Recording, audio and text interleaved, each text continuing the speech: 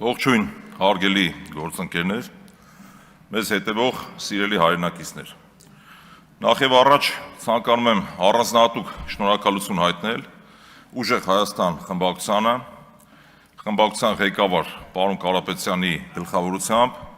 ինձ վստահելու եւ չափազանց կարևոր եւ պատասխանատու պաշտոնում իմ թեկնածությունն առաջադրելու կապակցությամբ։ Հարգելի գործընկերներ,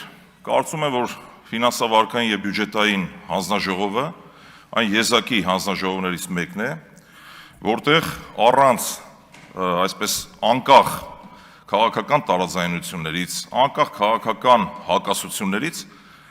ունեմ վստահություն, որ լինելու է կոնսենսուսային մթնոլորտ։ Ինչով է պայմանավորված իմ վստահությունը, մեկ պարզ պատճառով։ Կա մեկ կարմիր գիծ, որը կարծում եմ բոլորի համար է այդ կարմիր գիծը եւ այդ կարմիր գիծը Հայաստանի Հանրապետության պետական բյուջեն է, Հայաստանի Հանրապետության հարկատուների վճարած գումարները եւ պետական բյուջեն որևէ մեկի սեփականությունը չէ բնականաբար,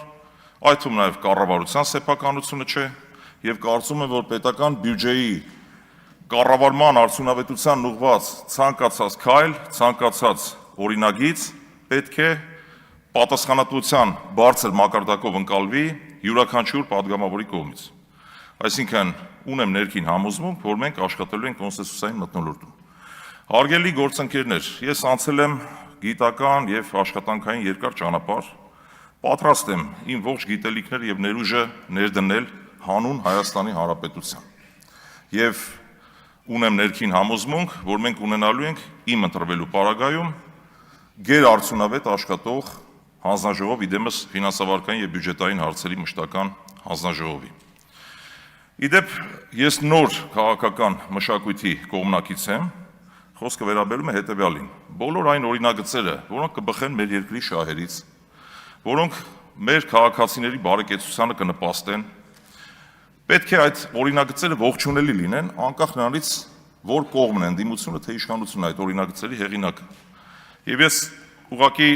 կոչ առաջարկ հորդորով հանդես կգամ մեր օպոնենտ գործընկերներին, իրենք էլ թող ողջունեն բոլոր այն նախաձեռնությունները, որոնք կներկայացնի ընդդիմությունը։ Սա կդառնա նորմալ պրակտիկա, կարծում եմ, որից կշահեն բացառապես մեր հայրենակիցները եւ մեր հայրենիքը։ Խոսքը վերաբերում է, կրկնում եմ, հատկապես կարևորվում է այս ոլորտին առնչվող օրինագծերը, պետական բյուջեին առնչվող օրինագծերը, արդար եւ թափանցիկ հարկային համակարգի բարելավմանը։ Հարգելի հայրենակիցներ, պետական բյուջեի հետ կապված մի շատ կարևոր ընդգծում եմ ուզում անել։ Բյուջեի յուրաքանչյուր թվի հետևում, միլիոնի, միլիարդի հետևում կա հստակ հասցեատեր, եւ այդ հասցեատերը Հայաստանի Հանրապետության հարկատում է առաջին հերթին։ Այդ թվերի հետևում կա քրտինգ, կա աշխատանքի արդյունք, եւ մենք պարտավոր ենք ապահովել այնպիսի վերահսկողություն խորհրդարանական, որ կարողանանք կառավարել բյուջեի ծախսերը արդյունավետ ձևով։ Այսինքն մեր խորհրդարանական վերահսկողությունը պետք է միտված լինի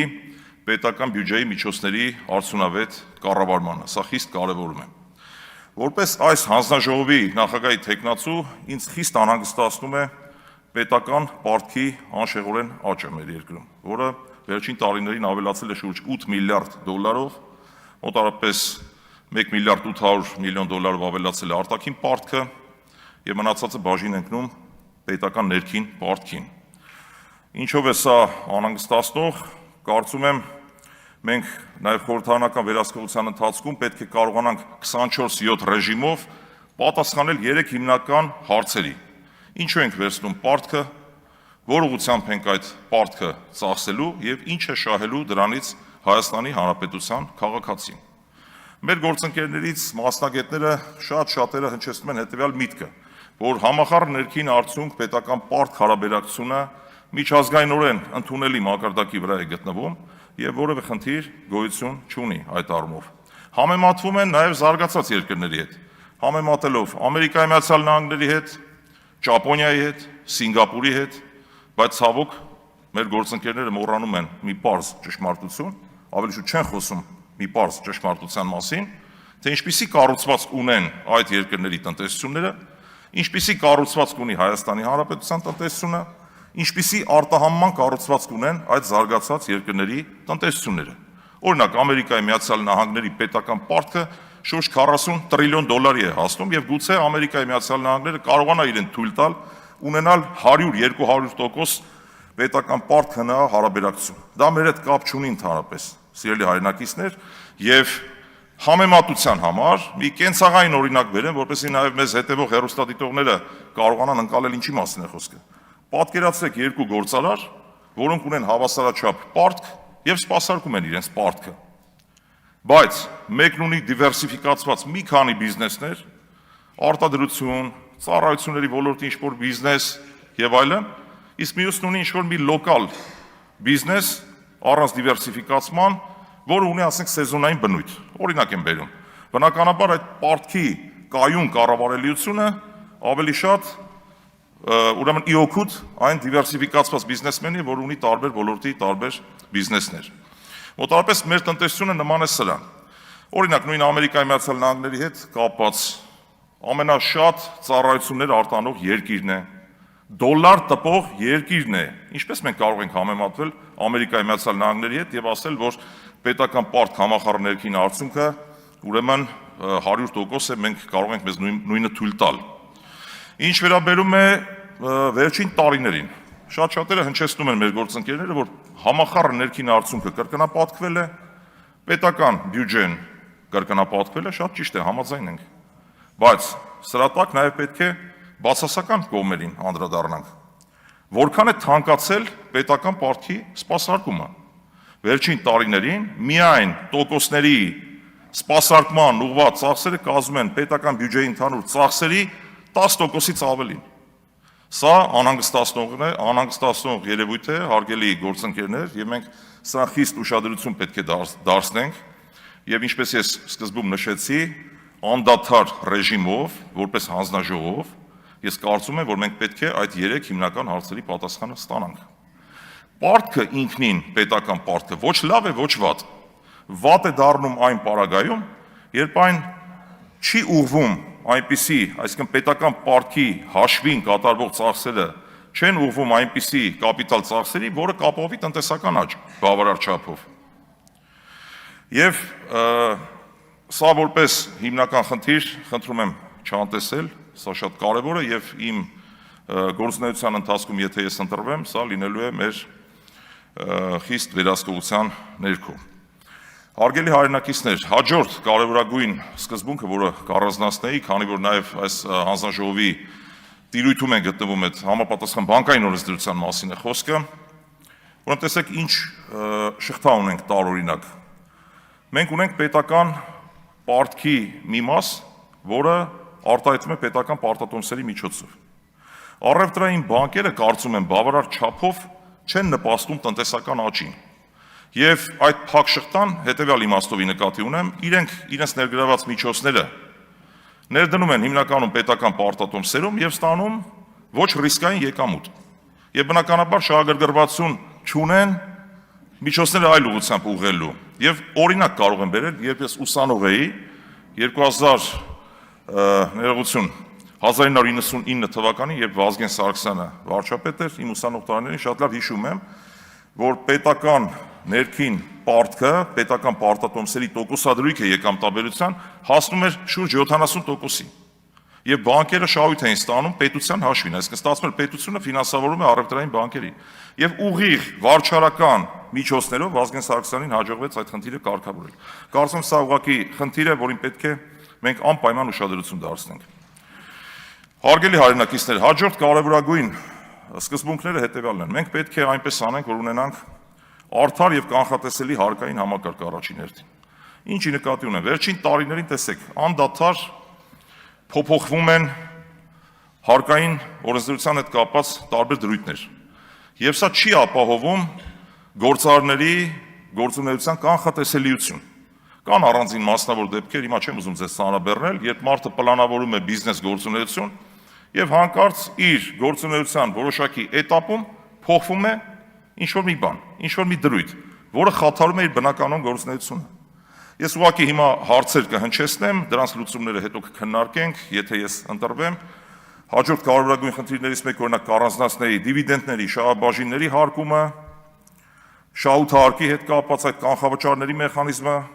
կարելի է վերանայել, ինչու՞ չէ, դա մասնագիտական քննարկման թեմա է։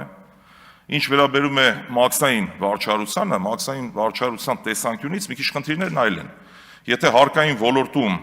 քաղաքականությանն են վերաբերում խնդիրները, մաքսային ոլորտում ավելի շատ վարչարական խնդիրներ կան։ Եվ այս վարչարական խնդիրները անուղղակի կերպով են վնասում տնտեսվարողներին, որը հետագայում անուղղակի կերպով վնասում է պետական բյուջեի մուտքերին։ Հիմա մանրամասների մեջ չեմ ցանկանում խորանալ, օրինակները բազմաթիվ են, եւ իդեպ 2018 թվականին Հայաստանի վարչապետը առաջի կարևորագույն խնդիրներից մեկը, որ առանձնացրել է, մաքսային համակարգում ընթացակարգերի արագության մասին է խոսել։ Հիմա մենք ունենք իրավիճակ, եւ նաեւ միտք է հնչեցվել, ես չեմ ուզում ներողություն եմ խնդրում բառի համար, մեր ժողովուրդը չպետք է լինի տուգանքի մատերիալ, ցավոք սրտի մենք ունենք մի իրավիճակ, երբ դա այդպես է, մաքսային համակարգի մասին է խոսքը։ Իհարկե համակարգը կատարելագործվել է, ես նաեւ չեմ կարող թերագնահատել, իդեպ լավին լավ, վատին վատ սկզբունքով, երբ հարցերը հնչեն, ես ավելի մանրամասն կանդրադառնամ, այդ ու նաեւ ինձ ուղղված հարցերին, եւ նաեւ ցանկանում եմ առանձնացնել պետական սուբսիդիաները, փոխհատուցումները, այսպես ասեմ։ Վերջին 1 տարվա ընթացքում, ուրեմն այն գործարարները, որոնք իրենց ապրանքները արտահանել են Եվրամիության երկրներ, պետական բյուջեի միջոցների հաշվին տրվել է փոխհատուցում, մաքսատուրքերի փոխհատուցում այդ տնտեսվարող սուբյեկտներին։ Կարծում եմ սա ինչ որտեղ ունի անարդար էլեմենտներ, որովհետև ստացվում է, որ հարկատուների մի մասի հաշվին ֆինանսավորվել են մեկ այլ մասը։ Ինչևէ, այստեղ խնդիրը պետք է գնահատենք հետևյալ կերպ, որքանով է դա նպաստել արտահանման կառուցվածքի փոփոխությանը։ Կարծում եմ առայժմ բավարար չափով չի նպաստել։ Եվ նաև քննարկման առարկա են պետական սուբսիդիաները, որոնք տրվում են բանկային տոկոսների կրճատմանը, բանկերի միջոցով գյուղատնտեսական վարկերի մասին է խոսքը, սա էլ է քննարկման առարկա եւ վերջապես ամփոփելով խոսքս ցանկանում եմ անդրադառնալ մի թեմայի,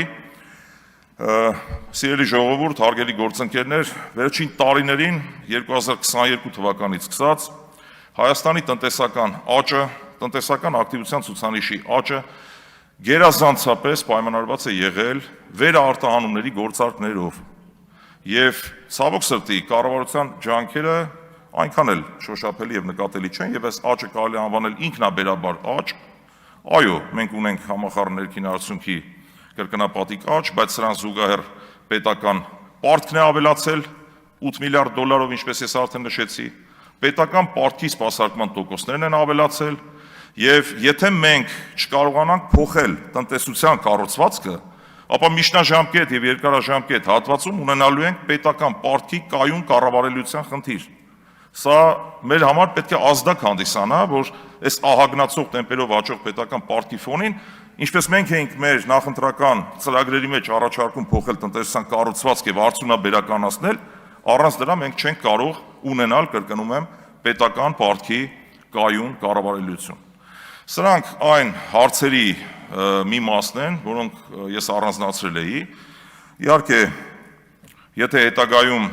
ստացվի այնպես, որ ես ղեկավարեմ այդ հանձնաժողովը, ապա ավելի մանրամասն մասնագիտական քննարկումներ կունենանք։ Սա իմ տեսլականն է։ Այն կարևոր հարցերն են, որ ես առանձնացրեցի։ Շնորհակալություն։